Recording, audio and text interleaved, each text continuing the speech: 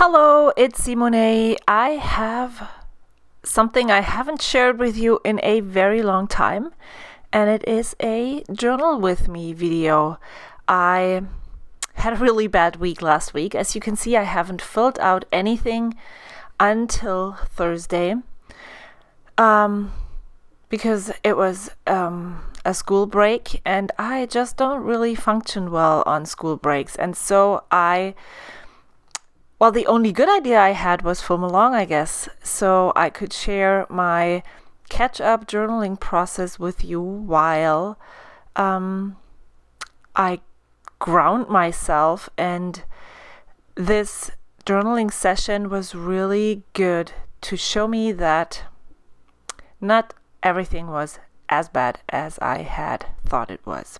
I was actually considering just skipping this week altogether, but I participate in Thursday 3 every Thursday, obviously, where I share a selfie, which is of myself, obviously, and then 3 facts about me right now. And I have started to do this as kind of a self-care habit where I really look deep inside myself.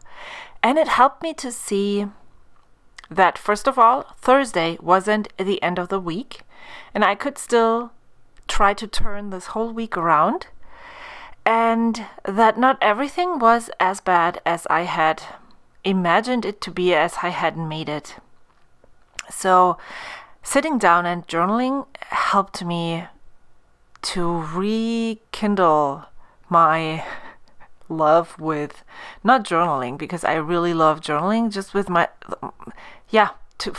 to like myself again, to not be too hard on myself, and not only this, to also see the little teeny tiny things that I managed to accomplish during the week. What I definitely did do while I started working on this, I decided to write bigger, or those watercolor words, make those bigger than I usually would, because as I said, I thought I had failed miserably. I didn't have anything good to write about, and so I didn't want to make myself fail one more time. So I wrote the words really big, so I didn't have a lot of space to fill with my pen. And now I am thinking of how I'm going to decorate this page. And as I am mentioning every time I'm sharing a spread or I'm filming a YouTube video about this Hobonichi Weeks, I never would have thought that downsizing my journal would bring me so much joy. I was afraid I wouldn't have enough space. I was afraid I wouldn't be able to express myself.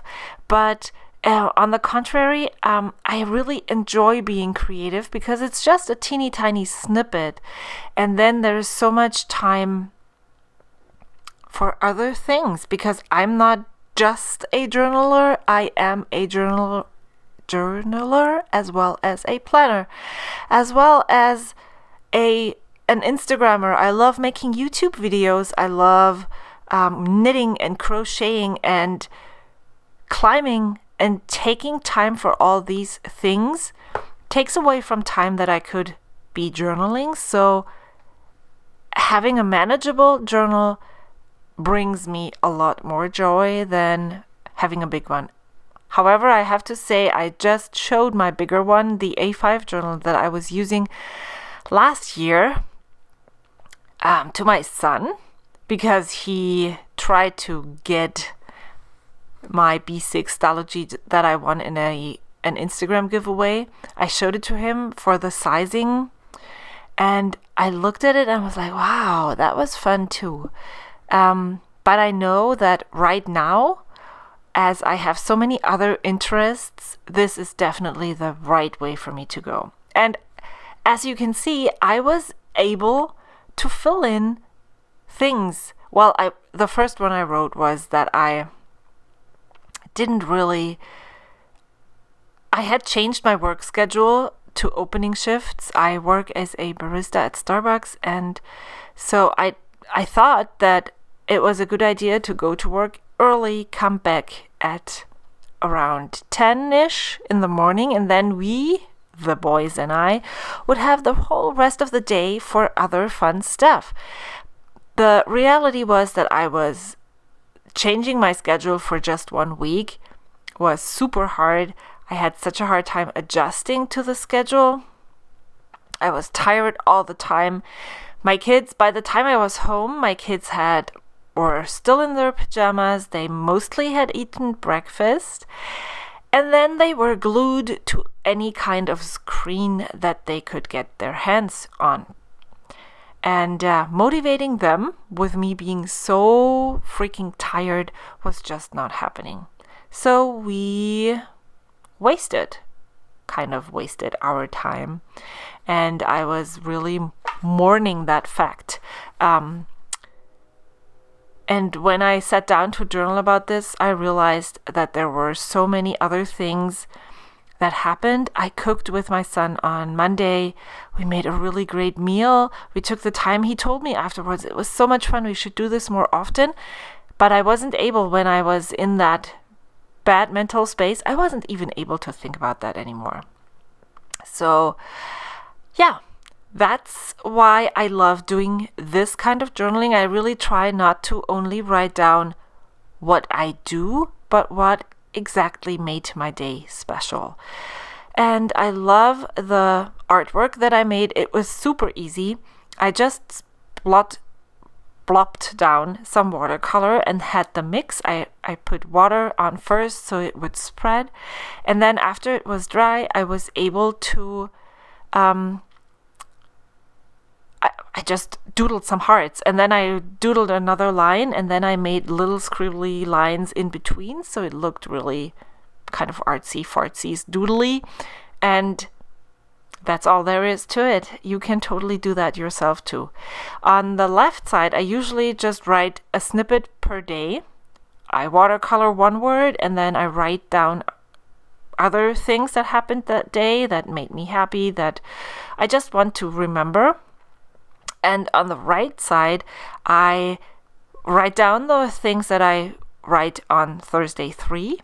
And then I also write down all the things that I think of. Like if I want to write more, like in this instance, I wrote down how bad I felt and that I was able to pull myself out of that mental space at that time on Thursday, and it wasn't the best week, but it also wasn't the absolutely worst week. We did some fun stuff for the rest of the week, and it was a lot of fun. And then I was just putting away 4 stickers that I purchased in a sale at Sticky Club, and then I tried to reuse the stamp. And then I'm showing you here that since there was so much I had already journaled about, I used vellum to put the Thursday 3 facts down and then glued it on the top, and I really like that added texture. Thank you so much for watching. I hope that was a watch. I really loved making it. I hope I will be able to sprinkle some in throughout the year. Have a lovely weekend, and I will see you soon. Bye.